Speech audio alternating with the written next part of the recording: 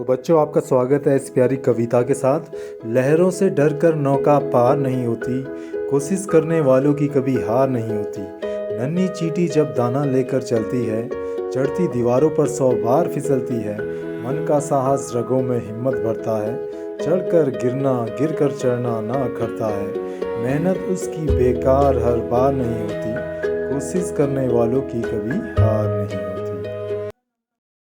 बच्चों, हमें पांचवा प्रश्न समझने से पहले कुछ चीज़ समझना आवश्यक है। हम इसको देखते हैं। आओ, area under S T slope.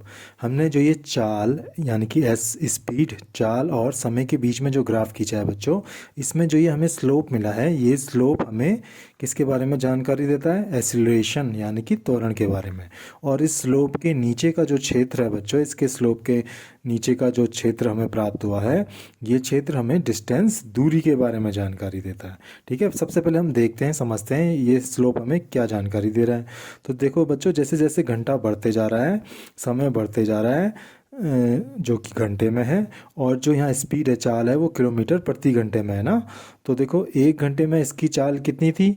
4 kilometre प्रति घंटा। वैसे ही 2 घंटे में भी 4 किलोमीटर प्रति घंटा, और वैसे ही 5 घंटे में भी इसकी चाल 4 किलोमीटर प्रति घंटा है। यानी कि समय बढ़ने के साथ साथ प्रत्येक घंटे में इसकी चाल में किसी भी प्रकार का कोई परिवर्तन नहीं हो रहा है। ये समय बढ़ने के साथ साथ एक समान चाल से चल रहा है। तो यानी कि जो ये स्लोप प्राप्त हुआ है, ये त्वरण के बारे में जानकारी दे रहा है, और यहाँ त्वरण कैसा होगा? शून्य होगा। ठीक है। और ये जो इसके नीचे का जो ये क्षेत्र हमें प्राप्त हुआ है, ये क्षेत्र कैसा है? देखो, एक आयत बन गया है। ठीक, तो ये आयत बन गया है। ये क्षेत्र हमें डिस्टेंस के बारे में जानकारी देता है। तो इसे हम प्रूव करते हैं कैसे? तो एरिया ऑफ रेक्टेंगल क्या होता है बच्चों? देखो, हम इसे ओ मान लेते हैं और इसे ए मान लेते हैं। ठीक है, तो ओ ए क्या हुआ? देखो, जो आयताकार आयत का जो क्षेत्रफल होता है, वो होता है लंबाई गुणा चौड़ाई। तो इसकी लंबाई कितनी हो गई? ओ ए।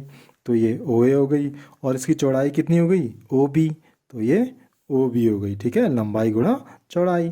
तो लंबाई कितनी है? ओ ए किसको रिप्रेजेंट कर रहा है? समय को रिप्रेजेंट कर रहा है। और ओ बी किसको रिप्रेजेंट कर रहा है? ये स्पीड को, चाल को रिप्रेजेंट कर रहा है। ठीक है बच्चों, तो देखो हमें प्राप्त हुआ टी एस। और हम सूत्र से जानते हैं कि एस, चाल बराबर क्या होता है? दूरी बट्टा समय होता है। तो जब हमने इसका क्रॉस मल्टीप्लिकेशन कर दिया, तो हमें एस टी बराबर क्या प्राप्त हुआ? डिस्टेंस प्राप्त हो गया, दूरी प्राप्त हो गई। तो टी एस यानी कि एस टी के स्थान पर हम क्या रख सकते हैं? इस समीकरण से डिस्टेंस रख सकते हैं, टी इंटू एस बराबर। तो इसका मतलब प्रूव हो गया कि एरिया ऑफ रेक्टेंगल, जो ये आयत का क्षेत्रफल है, ये किसके बराबर है? ये दूरी के बराबर है। ठीक है, तो इसका मतलब जब हम चाल और समय के बीच में जो ग्राफ खींचते हैं, तो जो स्लोप प्राप्त होता है, उस स्लोप के नीचे का क्षेत्र हमें दूरी के बारे में जानकारी देता है। ठीक है बच्चों, इसी प्रकार से देखो, यहाँ हमने ग्राफ खींचा है v और t के बीच में, यानी कि वेलोसिटी, वेग और समय के बीच में। तो इसमें भी वही जानकारी दे रहा है। जो वेग और समय के बीच में जब हम ग्राफ खींचते हैं, जो स्लोप प्राप्त होता है, वो एक्सीलरेशन के बारे में जानकारी देता है, त्वरण के बारे में। यहाँ भी त्वरण 0 है, क्योंकि प्रत्येक 1 घंटे के समय अंतराल में इसके वेग में किसी भी प्रकार का कोई परिवर्तन नहीं हो रहा है। वेग में परिवर्तन नहीं हो रहा है, तो इसका मतलब त्वरण शून्य है। तो स्लोप तो हमें जानकारी दे रहा है सीधे सीधे कि त्वरण शून्य है, त्वरण के बारे में जानकारी दे रहा है। जो इस स्लोप के नीचे का जो ये क्षेत्र है बच्चों, ये कैसा क्षेत्र बन रहा है? रेक्टेंगल क्षेत्र बन रहा है। ये हमें जानकारी देता है विस्थापन के बारे में। आइए अब देखते हैं कैसे। तो under area under VT slope, जो ये वीटी स्लोप हमने खींचा है, इसके अंदर का क्षेत्र। तो एरिया ऑफ रेक्टेंगल देखते हैं हम बच्चों। रेक्टेंगल का क्या होता है? क्षेत्रफल, लंबाई गुणा चौड़ाई। तो लंबाई इसकी कितनी है? ये लंबाई है नीचे वाला भाग, और ये चौड़ाई है साइड वाला भाग। तो लंबाई कितनी है? ओ ए है। और चौड़ाई कितनी है? ओ बी है। ठीक है, तो ओ ए किसके बारे में जानकारी दे रहा है? समय के बारे में जानकारी दे रहा है। ओ बी किसके बारे में जानकारी दे रहा है? वी के बारे में जानकारी दे रहा है। और हम जानते हैं कि वेग बराबर क्या होता है? डिस्प्लेसमेंट बट्टा समय, विस्थापन बट्टा समय। जब हमने इसको क्रॉस मल्टीप्लिकेशन कर दिया, तो हमें वी इंटू टी बराबर डिस्प्लेसमेंट प्राप्त हो गया। तो यानी कि वी इंटू टी या टी इंटू वी बराबर क्या हुआ? इसको हम, इसकी वैल्यू क्या लिख सकते हैं? वी इंटू टी को डिस्प्लेसमेंट लिख सकते हैं।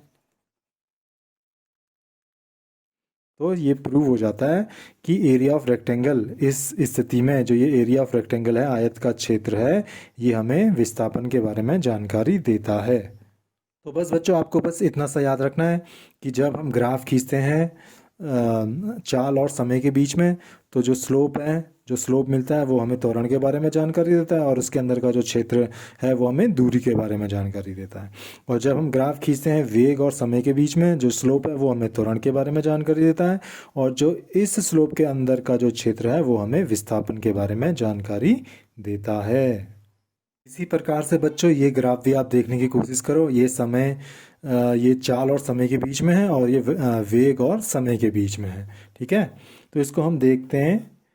जब टाइम बढ़ता है, समय बढ़ता है, और वेलोसिटी यानी कि वेग या चाल भी बढ़ता है, तो जो स्लोप हमें मिलता है वो स्लोप हमें किसके बारे में जानकारी देता है? वो स्लोप हमें एक्सीलरेशन के बारे में जानकारी देता है, त्वरण के बारे में जानकारी देता है। ठीक है, त्वरण के बारे में जानकारी देता है। अब यहाँ क्या हो रहा है इसे देखते हैं। बच्चों यहाँ दोनों ही स्थिति में देखो, यहाँ दोनों ही स्थिति में समय के बढ़ने के साथ साथ क्या हो रहा है बच्चों? वेग में कमी आ रही है। समय बढ़ने के साथ साथ वेग में कमी आ रही है, समय बढ़ने के साथ साथ वेग में कमी आ रही है। और समान समय अंतराल में, समान समय अंतराल में जो ये कमी है ये समान रूप से आ रही है। ठीक है, यानी कि किस प्रकार की कमी आ रही है? ये आ रही है कमी डिक्रीजेस यूनिफॉर्मली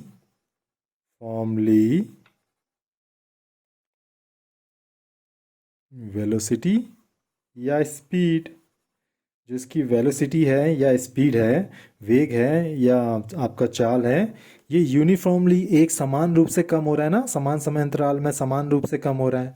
ठीक है, जब समान समय अंतराल में समान रूप से कम होता है और जो ये हमें स्लोप प्राप्त होता है बच्चों, तो ये स्लोप हमें जो जानकारी देता है, ये हमें जानकारी देता है यूनिफॉर्मली रिटार्डेड मोशन के बारे में जानकारी देता है। रिटार्डेड मोशन क्या होता है? रिटार्डेशन यानी कि उसके मोशन में, उसके चाल में या वेग में कमी आ रही है। ठीक है, समान समय अंतराल में समान रूप से कमी आ रही है। तो इस प्रकार का जो ये हमें स्लोप मिला है इसे बोलते हैं नेगेटिव एक्सीलरेशन,